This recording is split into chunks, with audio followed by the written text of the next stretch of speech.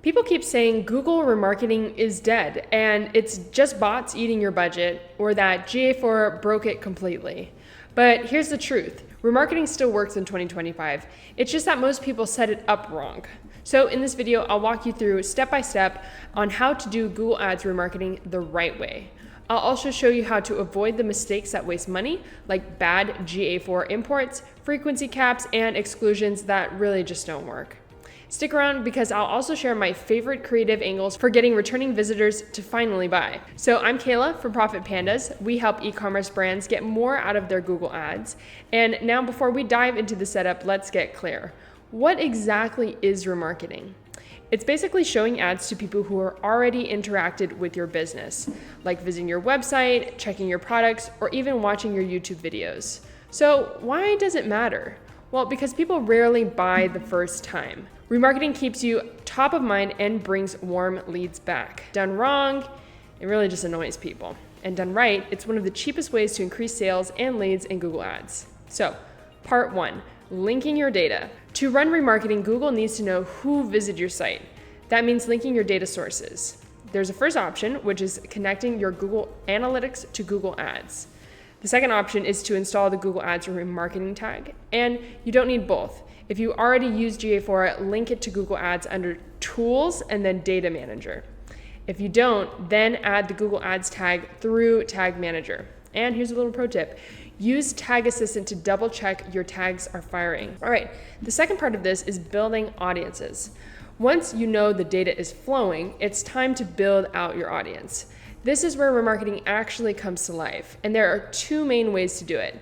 The first is through GA4, and the second is directly inside the Google Ads Audience Manager. If you're using GA4 wrong, go to Admin and then Data Display and then Audiences. Here you can build lists like all users in the last 30 or 60 days, people who viewed the product pages but didn't purchase, visitors who hit your pricing page but skip the thank you page. GA4 also gives you templates like recently active users or non-purchasers. And if you run an e-commerce store, you may see predictive audiences, which use Google's machine learning. Once those are built, link GA4 to Google Ads under the Tools and then Data Manager and turn on Import Audiences. That's how they start showing up in your campaigns. Now the second way is to build audiences directly inside Google Ads. Go to Tools and then Share Library, Audience Manager, and then Segments. Here you can create lists such as all website visitors, non-purchasers in the last 30 to 90 days, YouTube viewers or subscribers if you've ever linked your channel. And both methods work and you don't need to use both necessarily. GA4 gives you more flexibility, especially with conditions and exclusions. Google Ads is faster if you just want a simple list without logging into analytics. And one quick warning, no matter which method you choose, Google needs at least 1,000 people in the list before your ads will serve. So don't panic if it looks empty for the first couple of days. It just takes time to populate. All right, now on to part 3, campaign setup. So now let's build the actual campaign. Well, you've got a few different paths to choose from. Display campaigns are the classic remarketing option, showing banners across websites and apps. YouTube remarketing lets you run video ads to people who have already watched your channel or have engaged with your videos. Search remarketing shows text ads when past visitors come back to Google and search again. And there's also Performance Max. PMax is not a pure remarketing campaign. You can't limit it to only your existing lists. It's an AI-driven campaign that mixes prospecting and retargeting, and it uses audiences signals as hints rather than hard targeting. So the upside is that it does include dynamic remarketing for e-commerce, and it can scale across YouTube, display, Gmail, search, and discover. So just think of PMax as a way to extend your reach, not as your only remarketing campaign. So for beginners, I recommend starting with display or YouTube because they can give you clear control over who sees your ads. And then if you want extra coverage, you can layer a small Performance Max campaign, but I wouldn't rely on it alone.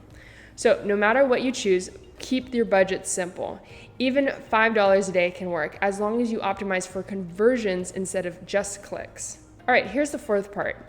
You want to avoid these common mistakes. So here is where most remarketing fails. Mistake number 1 is not excluding converters. You will really burn money showing ads to people who have already bought. Mistake number 2 is no frequency cap. That's how you annoy users, by showing them the same ad 20 times a day. I would cap it at 3 to 5 impressions per day per user. And mistake number 3 is trusting optimized targeting. It sounds helpful, but often expands way outside of your audience. I would turn it off if you want a true remarketing. All right, and now on to part 5. So these are the creative angles. So what do you actually show in your ads? I wouldn't just repeat the same generic discount. Test a few different angles. Remind them of the products that they viewed. Share a testimonial or case study, and offer a limited time bonus. Use education content like how to choose the right XYZ product to build trust. Think of remarketing as the second conversation, not the first pitch.